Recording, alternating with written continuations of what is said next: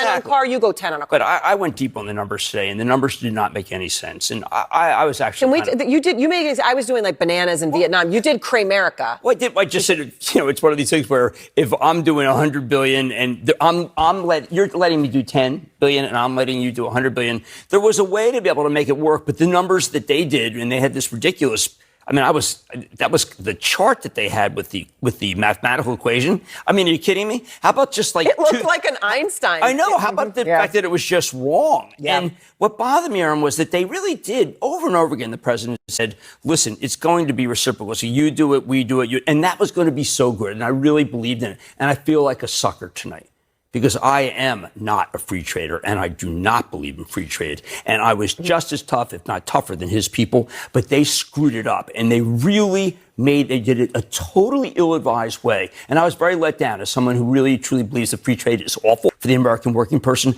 This is what they came up with. Geez, come on, have some gumption, have some math.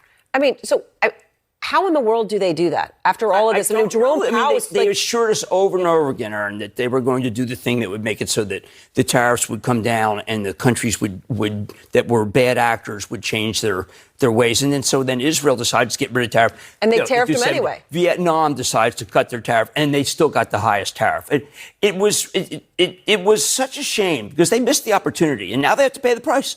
And it's funny, too, because none of this stock market, none of this had to happen. And I feel bad because a lot of people lose money when this happens. I hope people just be calm, be constructive. But the way that they handled it was so Bush League that I was surprised. And President Trump has people who around him know these things. And